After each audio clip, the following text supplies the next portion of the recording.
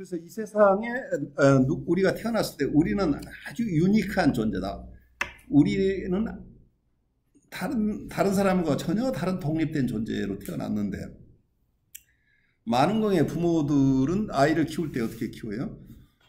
이 아이가 사회 질서에 맞도록, 그리고 사회 규범에 맞도록, 그리고 자기가 소망하는 아이는 나는 이 아이가 이렇게 커졌으면 좋겠어 하면서 아이가 태어난 아이가 가진 독특함을 우선 이해하려고 하는 태도보다는 내가 부모가 가진 사회적인 개념 또는 자기의 소망, 자기가 이루려고 했던 꿈, 이런 것들이 섞이면서 아이들을 나는 이런 훌륭한 아이로 키우고 싶어. 그래, 그거 나쁜 건 아닌데, 아이 입장에서는 자기라는 존재가 잘 수용되지 않는 경험으로 이어질 수 있다는 것을 우리가 이해하는 게 좋겠어요.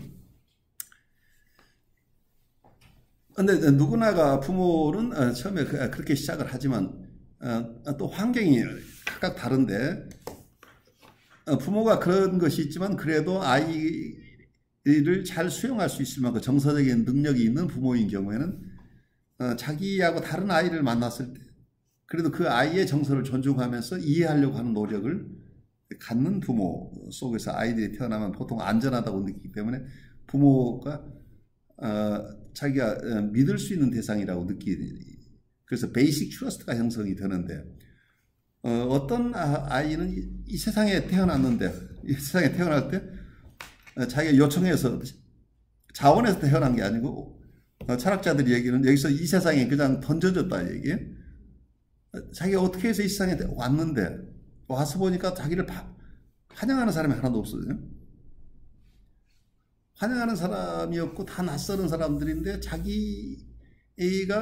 불편하고 힘들어서 아이의 의식에 넣었겠지만 이제 어른들의 이론이에요. 아이를 이해하려고 하는 거니까 이게 꼭 맞다 틀리다를 떠나서 이론으로서 본다면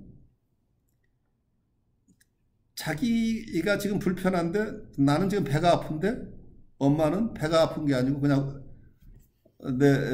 젖을 주면 된다고 시고 젖을 먹으라고 하는데 젖을 또 안 먹으니까 젖을 안 먹는 아이에 대해서 부모는 화가 나고 이렇게 잘해주려고 하는데 말을 듣지 않는 아이, 이러면서 계속해서 부모하고 아이 간에 교류가 잘 안 되는 이런 경험들.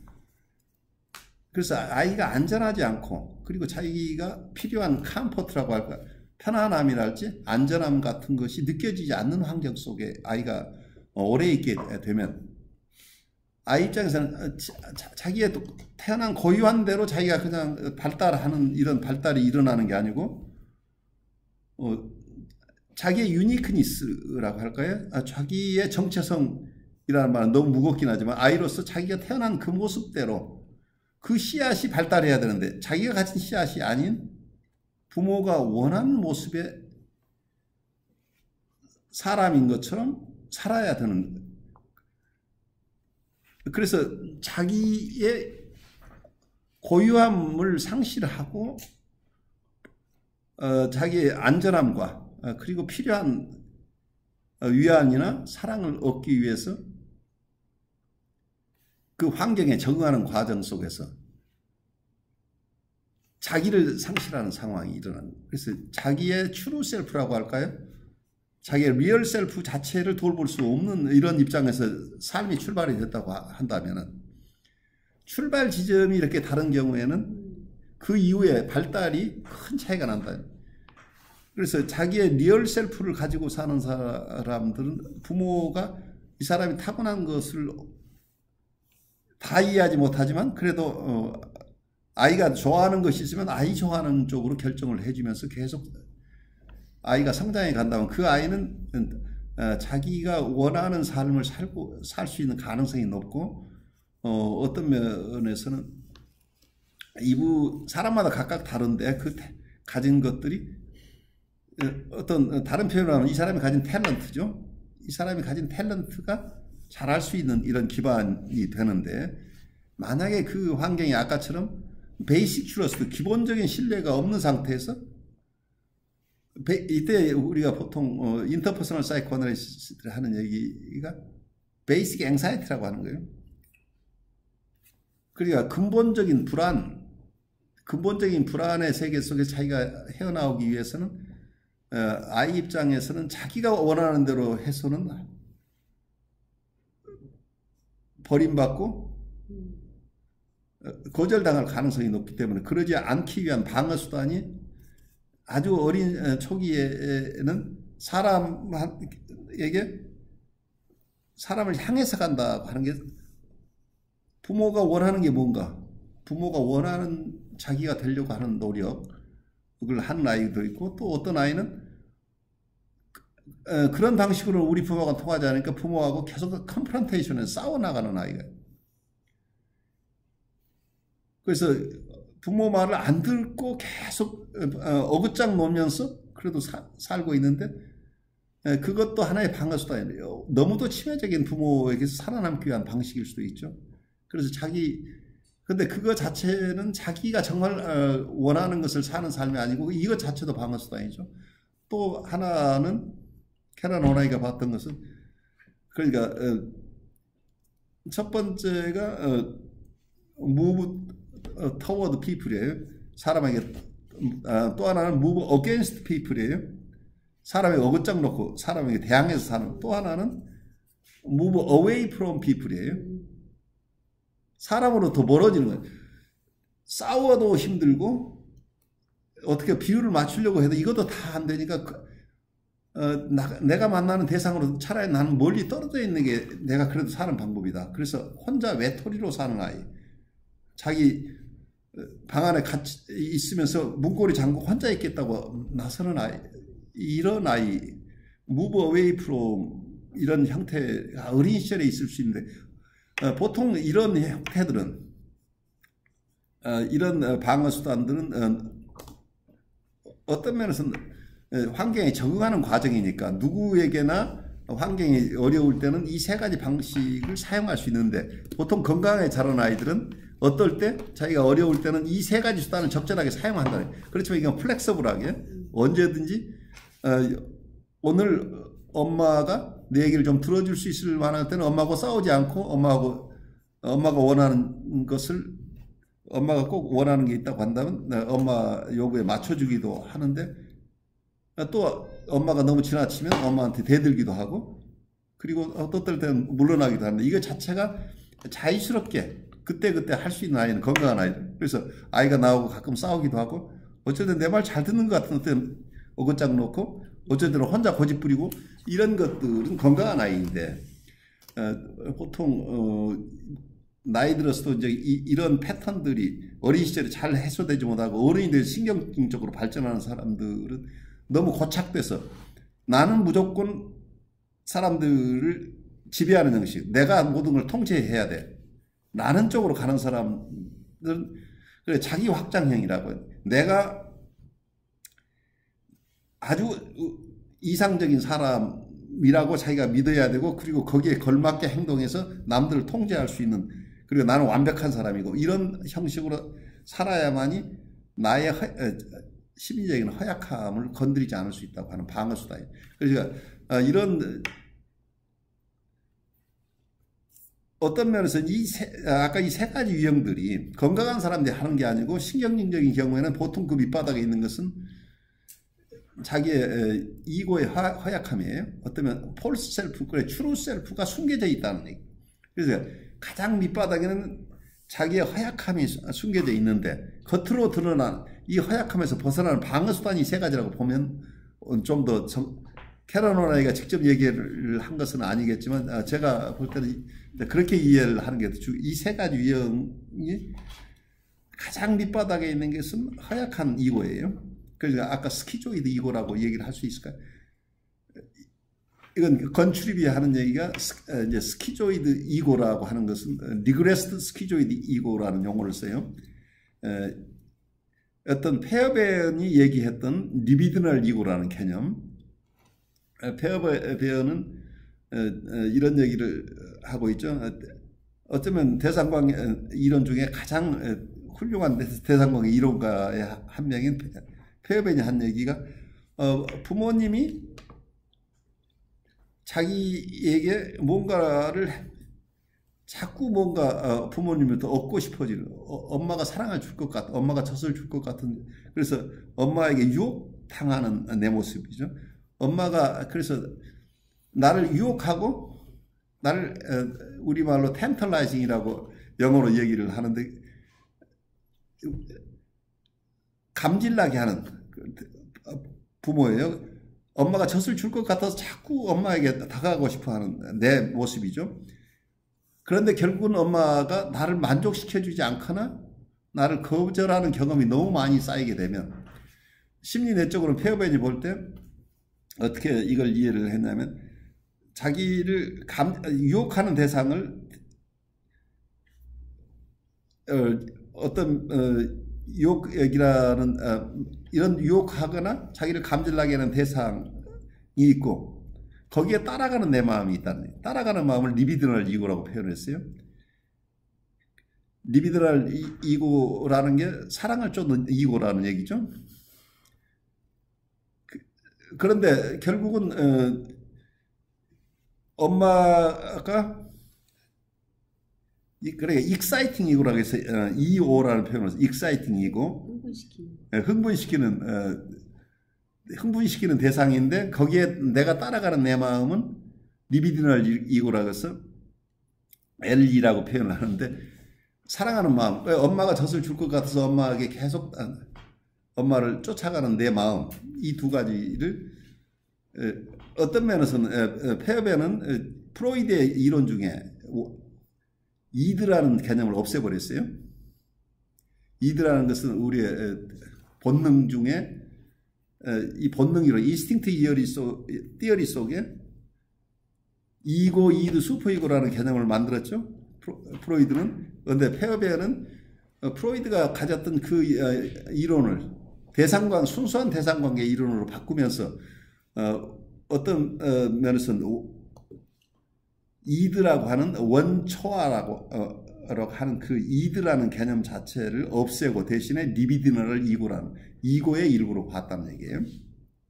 그래서 이게 본능 이론, 인스팅트 이론을 거부하고 대상관계 이론을 완성하신 분이 페어벤인데, 그 중에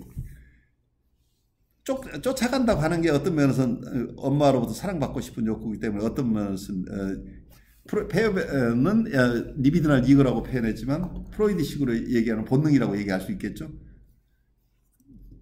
성적 욕동이라고 하는 그런 개념으로 볼 수 있는데, 그런 어떤 본능 이론으로 인간을 이해하지 않고 어떤 페어벤은 그걸 하나의 이고 중에 일부, 센츄럴 이고라고 하는 것, 센츄럴 이고라는 개념하고 아까 리비드널 이고가 있고, 또 하나 이고를 어떤 개념을 썼냐면,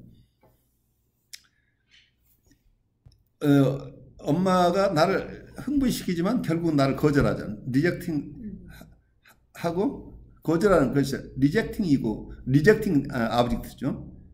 나를 거절하는 대상을 만나는데 그 대상을 이상화하는 내가 있어요. 그러니까 내가 나를 아주 형편없다고 봐버리는 거예요. 셀프 어택을 하는 내 마음이 뭐냐면 엔티 리비디널 이고예요. 사랑하는 마음이 아니라 사랑에 반대되는 마음이죠. 나를 미워하는 마음이에요. 어떤 면에서 자기를 어택하는 마음이라고. 그래서 이 부분은 어떤 면에서는 프로이드의 슈퍼이고 개념이 이쪽에 일부가 용해되어 있다고 보이죠. 초자라고 하는 개념을, 그래서 프로이드가 생각했던 우리의 심리 구조를 페어벤은 하나는 프로이드가 봤던 이드라는 개념은 리비디널 이고라는 개념으로 흡수를 하고, 또 하나는 슈퍼이고는 엔티 리비디널 이고, 한쪽에서는 내적 회방자라는 용어를 써요. 인터널 세버터라는 개념을 쓰는데 그게 엔티 리비디널 이고라는 얘기인데, 엔티 리비디널 이고는 자기를 거절하는 대상하고 만나면서 우리가 보통 안나 프로이드가 얘기했던 개념이 어떤 거예요? identification with the aggressor라는 용어가 나오죠. 자기 공격자와의 동일시라는 용어가 나오는데, 방어수단 중에. 그래서 자기를 거절을 하고 만족시켜주지 않는 그 대상하고 동일시하다 보니까 자기가 자기를 어택하는 거예요. 우리가 프로이드식으로 하면 우리 마음 안에 슈퍼이고라고 하는 게 인터널라이즈 된 것은 부모 대상을 자기 안에 가져와서 부모가 나에게 명령하고 비난하고 처벌하는 그 마음이 자기 마음이 된 게 슈퍼이고라고 보통 설명을 하죠. 그게 어떤 페어벤식으로 얘기를 하면 엔티리비디널 이고라는 거죠. 근데 이걸 전부 이고의 개념으로 설명을 해요. 그래. 이고 하나, 이고 그렇죠. 통합된 이고 안에 부분적으로 있는 거. 그렇죠. 이걸 근데 본능 이론이라고 하면 19세기의 동물 이론이라고 해요. 우리 인간적인 이론으로서 그러면 이건 환경으로 지금 설명을 하는 거예요. 대부분 environment. 그래서 대상 관계라는 게 내적 대상 관계 이론으로 가져가고 있죠.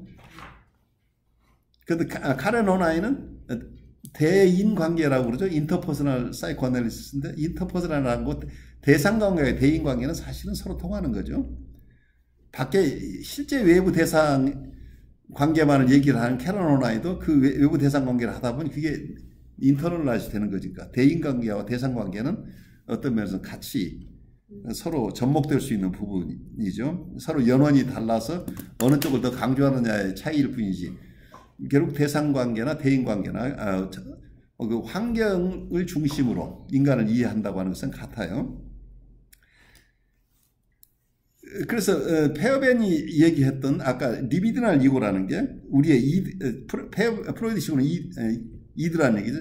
자기가 원하는 걸 얻고 싶은 거죠. 사랑받고 싶고 그래서 자기를 유혹하는 흥분시키는 대상을 따라가는 이 마음이 내가 사랑하는 마음인데 그래서 리비디널 이고라는 얘기예요. 성애적인 자기 혹은 사랑받고 싶은 자기죠. 잠시 질문인데요. 예. 잠깐만. 예. 조금 이따 질문하고. 그래서 이런 이렇게 정상적으로 발달한 아이는 아까 자기 안에 센츄럴 이고 그래 세상이 다 허용해주는 정상적인 어떤 자기를 통합해낼 수 있는 이고가 있고 그래서 좋은 대상 관계에서는 어떤 센츄럴 이고가 생겨날 수 있는데 나쁜 경험 속에서 아까 얘기한 두 가지가 나온다는 얘기예요. 배드 아브젝트 경험 속에서 하나는 리비디널 이고하고 또 하나는 엔티리비디널 이고가 나오는데 리비디널 이고 사랑을 받고 싶은데 정말 철저하게 사랑을 해주지 않는 환경 도저히 자기는 태어나면서부터 사랑을 한 번도 체험해 보지 못하고 어떤 면에 어려서는 엄마의 러브라는 말이 사실은 그걸 섹슈얼이라는 표현을 쓰고 있는데 그래서 구강성애라고 해서 오럴 섹슈얼리티라고 해서 어린 시절에 구강성애가 있다고 하는데 이게 프로이드식의 얘기고 어떤 건출입 같은 분은 헨리 건출입은 이걸 아주 좋은 표현을 하고 있어요. 센슈어스라는 게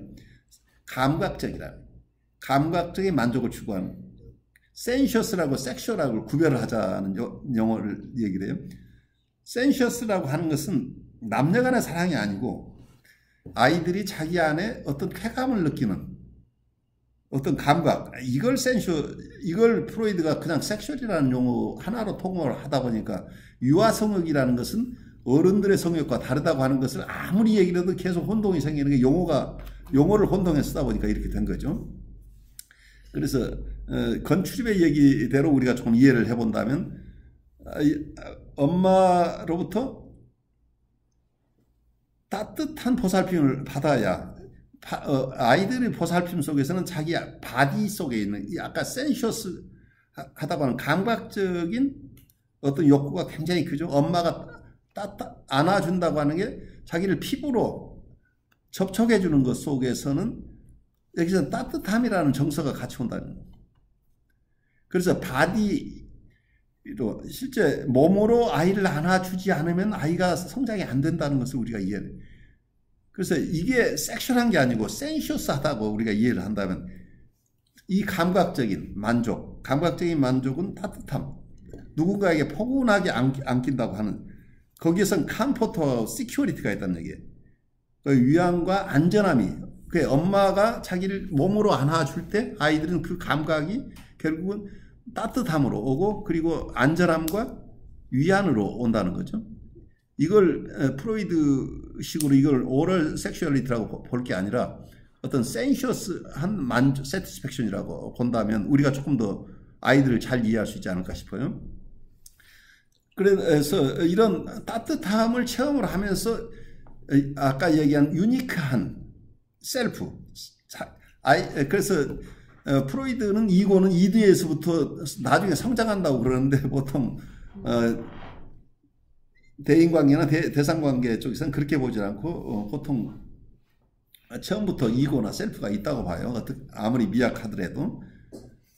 그러면 타고난 어떤 자기의 셀프나 이고가 그대로 존중받는, 그래서 있는 그대로 수용돼 본 경험이 있는 아이들은 처음부터 이고가 점점 강화되는 쪽으로 성장이 된다. 이고 스트렝스가 생겨나는데 너무 척박한 환경 속에 있으면 아까 리비드널 이고 자체도 가능성이 있죠. 엄마가 유혹하는 대상이 있어요. 그리고 유혹하는 대상을 쫓아가는데 철저하게 자기가 몸으로 안겨본 경험도 없을 만큼 아주 철저하게 데프로베이션이 있는 환경 속에 있는 아이는 리비드널 이고가 아니라 거기서 더 하나 철수해서 리그레스트 스키조이드 이고가 돼버린다.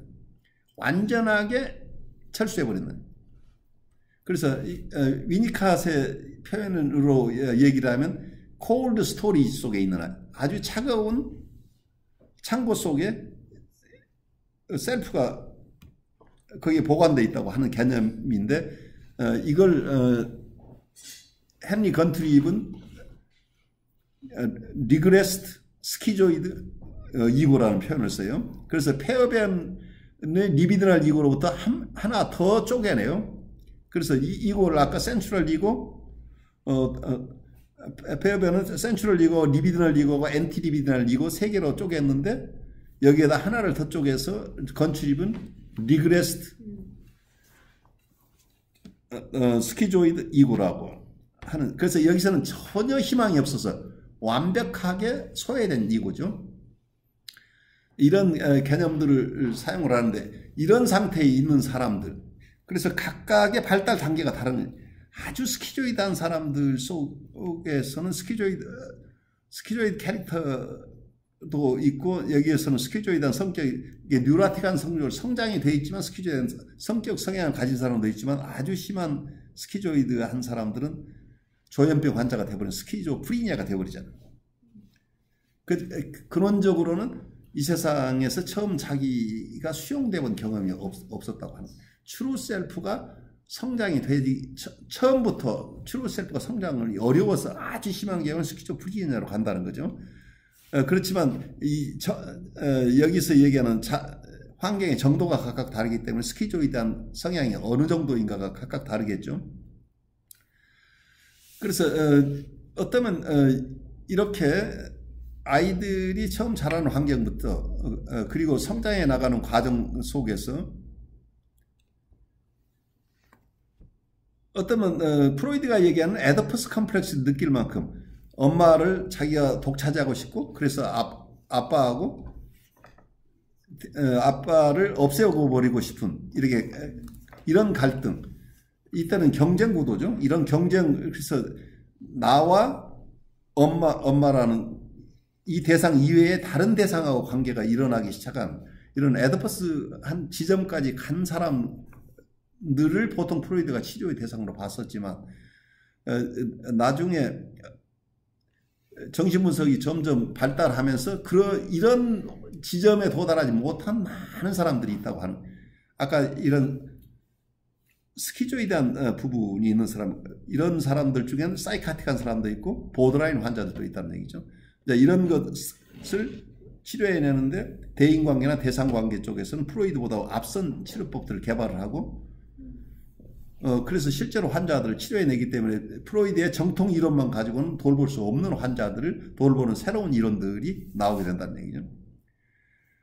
그래서 캐런 호나의 이론 중에도 이런 깊은 병리를 가진 사람들을 돌볼 수 있는 이론이 숨겨져 있다는 얘기예요. 그래서 캐런 호나이가 앞으로 얘기하는 이 세 가지 부류의 사람들, 세 가지 방어가 있는 사람들, 겉으로 보면은 굉장히 자기 이고를 굉장히 훌륭한 이고로 만들어내는 이런 사람들도 있고, 자기 이고가 아주 형편없는 사람을 만들어내는 사람도 있고, 그리고 피해서 살고 있는 사람도 이 세가 있지만, 이걸 너무 의식 속으로 보면 이 세 가지가 구별되는 것 같지만 밑바닥에 가장 깊은 무의식 속에 들어가면 아까 건출입이 얘기한 리그레스, 아주 퇴행된 리그레스 스키조이드 이고가 이게 어떤 면 트루 셀프에 가까운 것일 수도 있겠다는 생각이 들어요. 그래서 깊이 소외되어 있는 이 트루 셀프가 자라지 못하고 있는 이런 환경에 있는 많은 사람들은 프로이드의 에디퍼스 컴플렉스 중심의 이론 가지고는 치료가 안 된다는 얘기예요. 그래서 좀 더 많은 사람들을 치료하기 위한 이론으로 정신분석이 발전하고 있기 때문에 프로이드의 클래식한 정신분석 이론을 여러분들이 잘 익혀야 되지만 그와 함께 대인관계나 대상관계 이론을 우리가, 그리고 현대화된 게 어떠면 인터서브젝트 사이코애널리시스나 리레이셔널 사이코애널리시스라고 하는 것들이 관계 중심의 이론이라, 그러니까 본능 중심의 이론이 아니라 관계 중심의 이론. 우리가 임상적으로 본다면은 내담자와 치료, 내담자와 상담가, 어쩌면 정신분석가와 피분석가 간의 이 인간관계의 질이 치료 성과를 결정해낸다는 거예요. 그래서 얼마나 양질의 관계를, 양질의 관계라고 하는 것은 우리가 사람마다 다르다고, 이거 이제 어려워요. 왜 그러냐면 뉴라틱한 지점에 있는 사람에게는 엄마처럼 대들었다고는 안 되죠. 그래서 환자가 필요한 대상이 되어준다는 거예요. 제일 어려운 게. 환자가 필요한 대상은 초기 아주 어린 시절에 엄마를 잃어버린 사람은 그 엄마가 돼줘야 되고, 엄마가 자기를 웬만큼 잘 키웠는데 분리개별화 과정에서 힘들었으면 그 분리개별화 과정 속에 만났던 엄마 역할을 우리가 해줘야 되고, 또 하나는 아버지하고 갈등 속에서 지금 고민하고 있다고 한다면 그 아버지의 프로젝션을 또 우리가 받아줘야 되겠죠. 그래서 그런데 우리는 그 내담자가 필요로 하는 대상이 되어줘야 된다기 때문에 우리는 독자성이 없다예요. 그래서 이게 어쩌면 프로이드가 얘기하는 중립성이라고 우리가 이해를 해도 되겠죠.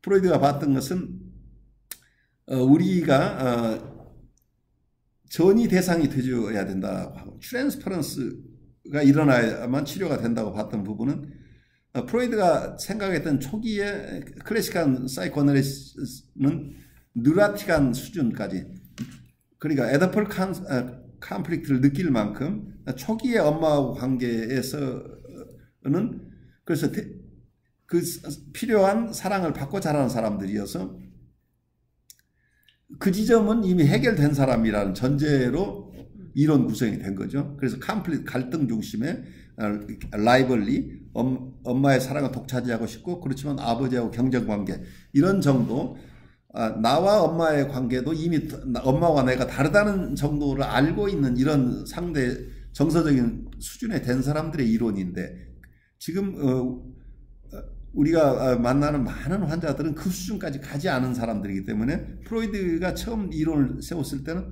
트랜스퍼런스가 일어나는 것은 이런 에디퍼스 컴플렉스를 경험할 만한 수준, 그 뉴로시스, 사이코 뉴로시스, 심리 신경증 수준에 있는 사람만이 트랜스퍼런스가 일어난다. 그거 봐서 그 얘기는 무슨 얘기냐면, 치료자와 관계에서 과거 어머니나 아버지하고 독립된 대상으로서의 어머니 아버지와 관계에서 느꼈던 정서를 전치할 수 있을 만큼 성장한 사람이어야 된다는 얘기. 그래서 프로이드가 얘기했던 트랜스퍼런스가 일어나야 된다고 하는 지점은 맞는데, 요즘 현대에 와서는 나르시스틱 트랜스퍼런스라는 개념을 개발을 한 거죠. 아직 분리개별화가 되기 이전에 엄마하고 관계에서 엄마가 나의 일부라고 느껴지는 그 시점, 엄마 아니면 아직 태어나서 완전히 자기 혼자 자폐적인 상태, 마가렛 말러 얘기대로 얘기하자면 노멀 나르시스틱 스테이트에 있을 때, 아마 말러는 첫 한 달 동안은 완전히 자폐 상태에 있다고 이렇게 이해를 했어요. 나중에 그런 상태에서 심바이오시스 단계로 이제 전환된다고 공생기로 가는데 어떤 사람은 아까 얘기한 자폐 상태에 머물러 있는 사람, 엄마하고 아직 공생기를 꿈도 못 꾸는 사람도 있고 어떤 사람은 공생 단계에 아주 초기에 있는 사람도 있고 중기에 있는 사람, 상당히 충분하게 엄마로부터 공생을 누리고 있는 사람도 있고 이제 이런 단계들이 각각 다른 거죠. 그래서 그 단계마다 필요로 하는 우리 어떤 면에서는 임상에서 우리를 만나는 사람들은 헝거 포 아브젝트라고 얘기를 하죠. 대상에 대한 헝거가 있는 거죠. 근데 사람에 대한 그리움이 있다는 사람이 필요로 한 사람들이 왜 만나러 오냐.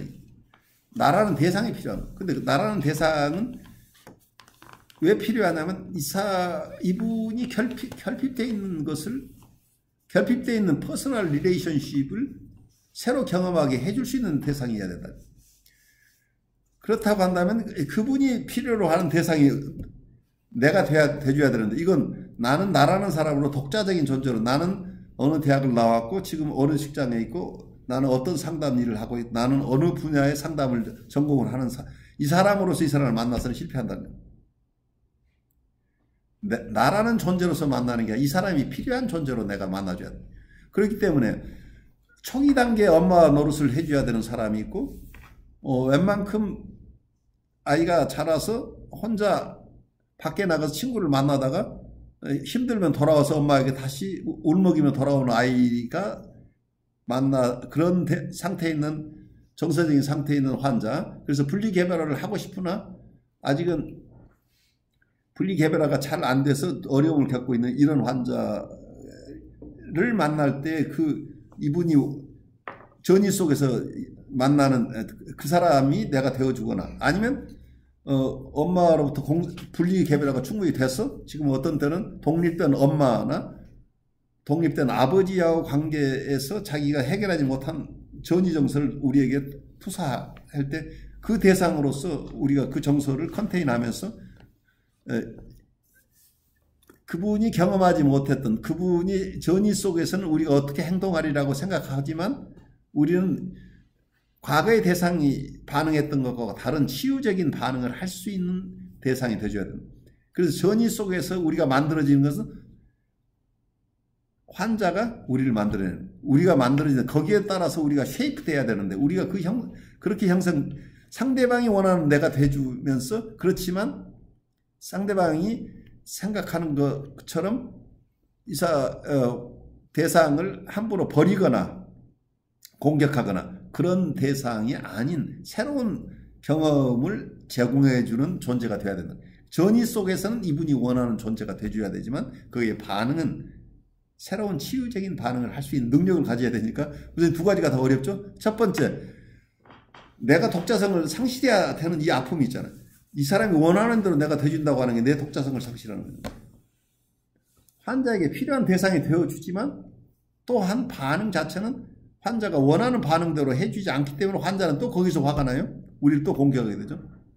그래서 이 이중적인 어려움 속에서 우리가 내담자를 돌보아야 되기 때문에 이 과정 속에서는 내담자의 퍼스널리티를 이해한다는 것은 얼마나 크리티컬한 걸 여러분들이 이해하셔야 돼요.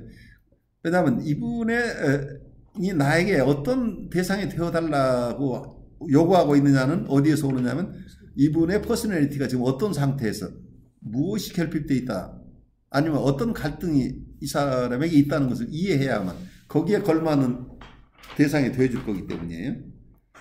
그래서 모든 상담이나 치료의 기본은 내담자 또는 환자에 대한 이해, 결국은 환자의 퍼스널리티, 많은 경우는 병리적인 퍼스널리티를 깊이 이해하는 것이 가장 중요한 지점이 되겠죠. 거기에서부터 우리가 환자를 컨테인해서 소화해낼 수 있는 능력, 그리고 거기에 적절한 개입을 할 수 있는 능력이 거기에서부터 자라난다고 볼 수 있겠죠.